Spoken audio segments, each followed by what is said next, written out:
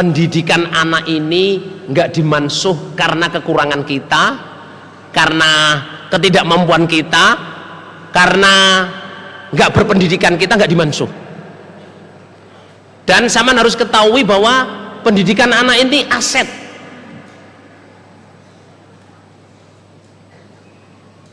Kita kalau berhasil mendidik anak kita, saudara jamaah, itu sama dengan apa?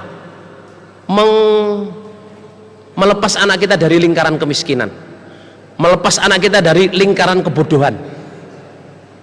Ya, meskipun kita punya sugih, kita melupakan mendidik anak. Saudara, pendidikan bukan sekolah tinggi, nggih.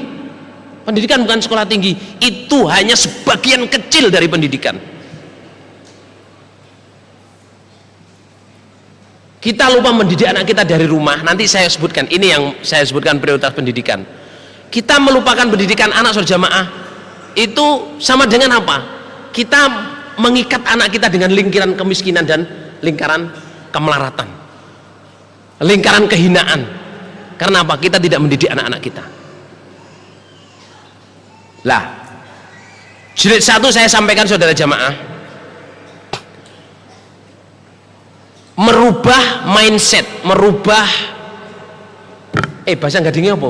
Merubah cara berpikir, cara memandang. Kita semua orang tua kan pengen anak kita bahagia. Tapi yang kita pakai orang jamaah ini adalah standar bahagia itu pakai standar jahiliyah. Standarnya orang tidak jamaah. Standarnya orang nggak ngerti Quran hadis. Anak saya akan bahagia kalau sekolahnya tinggi, kerjaannya bagus, rumahnya bagus, gajinya banyak, istrinya cantik, suaminya ganteng, punya mobil, dihormat orang, itu pasti bahagia. Menurut Quran hadis itu jahiliyah. Itu jilid 1 dulu. Lah, kalau kita pengen anak kita bahagia, saudara jamaah, anak kita dididik pakai standar Quran hadis. Standar Quran hadis itu apa? Pengen bahagia anakmu, didik pertama jadi orang yang ahli syukur. Jaminan dari Allah Rasul, orang ahli syukur itu pasti bahagia. Soalnya apa? Kita nggak bisa bikin anak kita kaya atau miskin. Kita hanya bisa mendidik anak kita menjadi orang yang ahli syukur. Didoakan, sampai Nabi aja berdoa, Allahumma inna nashkur ni'matak, ya Allah tolonglah saya menjadi syukur kepadamu. Di Quran Allah memberi contoh, Rabbi auzi'ni an ashkur ni'mataka allati an'amta alayya wa ala walidayya wa ala sholih tardoh, seterusnya. Di Quran sendiri itu Allah ngajarin kita, ndonga nang Gusti Allah supaya hatimu ketarik, rak gelem syukur. Soalnya syukur itu aset yang paling tinggi menghadapi hidup. Kalau Quran hadis ya jamaah, ini bahasa keren nih, bahasa keren. Di Quran hadis itu kita didik anak-anak kita itu yang utama bagaimana mensikapi dunia. Bukan bagaimana mencari dunia, tapi mensikapi dunia. Lah umumnya orang jamaah ini didik anak-anaknya gimana pinterin cari dunia. Gimana pinter cari dunia? Sekolah, jahit, apa? Apa ya lho nggih? Penggawean. Tadi tukang listrik, tukang bangunan, sipil kan berarti bangunan belum.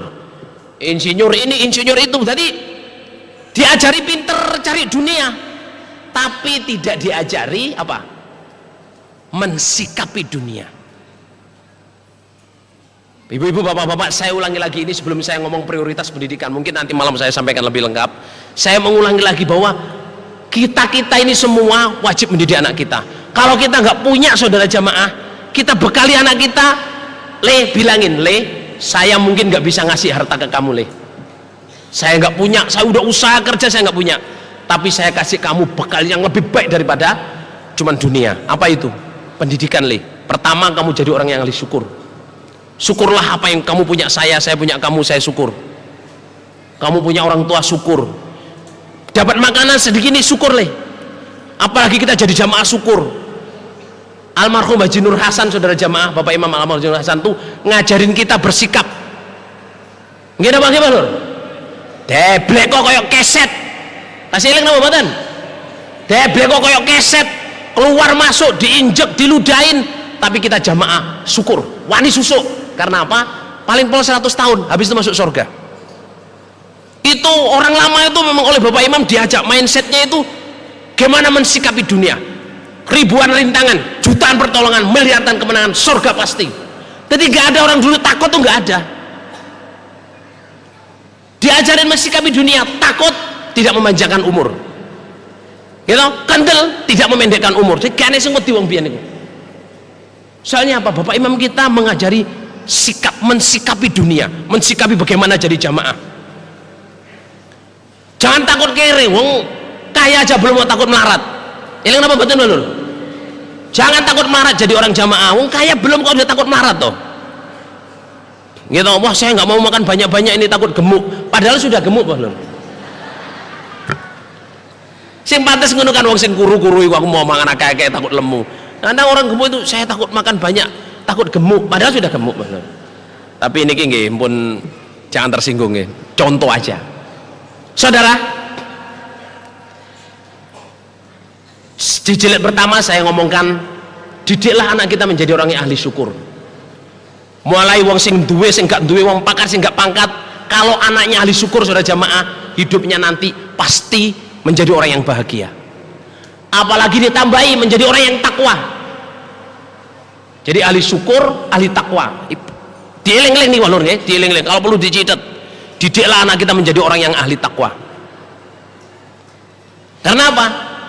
Dengan takwa, saudara jamaah, wa may yattaqillaha yaj'al makhraja wa yarzuqhu min haitsu la yahtasib. Siapa yang takwa kepada Allah, segala permasalahannya Allah akan memberikan jalan keluar dan diberi rezeki yang tidak disangka-sangka.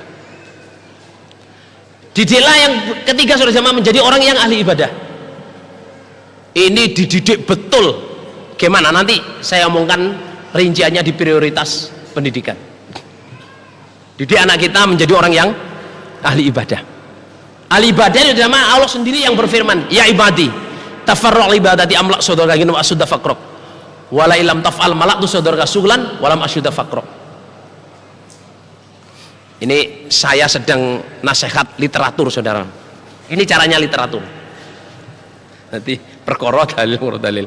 Padahal saya ya sebenarnya memilih enggak literatur, memilih kehidupan nyata. Tapi harus saya sampaikan. Jadi Allah berfirman, wahai hambaku, sempatkan ibadah kepada saya. Kalau kamu sempatkan ibadah, akan saya penuhi dadamu dengan kekayaan dan semua keperluanmu saya tutupi. Tapi kalau kamu nggak nyempat-nyempatin ibadah, saya penuhi hatimu dengan wongso dan semua keperluanmu tidak saya tutup. Jadi orang kelihatan fakir terus. Ini sejamaah kita pakai. Jadi saya ingin anak saya bahagia, saya harus mendidik anak saya bahagia. Gimana cara mendidik anak bahagia? Ajari mereka mensikapi dunia, menjadi orang yang ahli syukur, menjadi orang yang takwa. Takwa itu, saudara jamaah ya, ada orang nggak ada orang tetap menjalankan peraturan. Bukan kalau nggak ada orang berani melanggar, kalau ada orang nggak berani melanggar, itu bukan takwa. Jadi takwa itu ada orang nggak ada orang yang dikerjakan apa? Kebenaran. Ya bunayya innaha in takum misqala habatin min khardalin fi samawati aw fi sakhratin aw fi samawati aw ya'ti biha Allah. Ya anakku, seandainya sak titik debu ini loh nak, di langit, di atas batu besar atau di langit atau di bumi, dari amalan pasti didatangi oleh Allah. Itu ngajarin takwa. Jangan kamu ngerjain apa-apa hanya karena takut dilihat orang, atau menjalui apa-apa hanya karena dilihat orang. Jadi anak kita ajarin punya ketakwaan yang mandiri, ketakwaan mandiri, kefahaman mandiri. Ada orang nggak ada orang tetap konsisten. Kalau orang takwa, saudara jamaah, rezekinya pasti jalan, semua urusannya diberi jalan keluar Allah. Wa may yattaqillaha yaj'al makhraja wa yarzuqhu min haitsu la yahtasib. Terus berikutnya, saudara jamaah, nomor 4, didik anak kita menjadi orang yang soleh. Tulis ya, orang yang soleh itu adalah orang yang hatinya baik, lisannya baik. Hati dan lisannya baik, itu orang soleh. Jadi nggak usah sibuk. Orang soleh itu apa sih? Orang soleh itu orang yang hatinya baik, lisannya baik. Dan ini perlu dilatih. Hatinya baik di rumah, Dilatih misalnya bertengkar dengan saudaranya, dilatih minta maaf, maafin saudaramu, dia nggak sengaja. Terus ngomong jelek, jangan ngomong jelek, ini saudaramu, jangan diomongin jelek.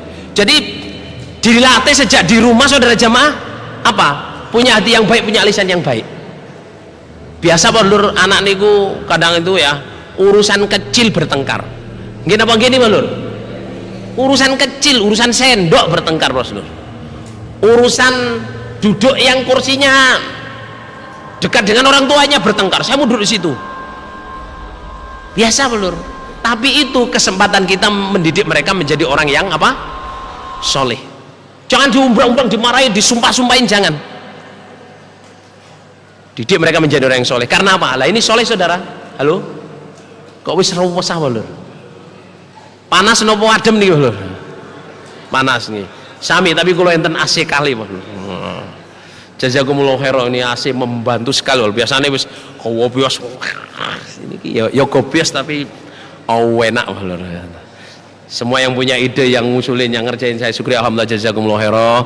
Semoga Allah paling barokah, semoga diganti AC di surga saudara jamaah, amin. Jadi saudara jamaah, oke, didik nomor 4, didik anak kita menjadi orang yang apa? Soleh. Apa sih orang soleh niku? Halo? Orang soleh itu apa? Orang yang baik ucapannya dan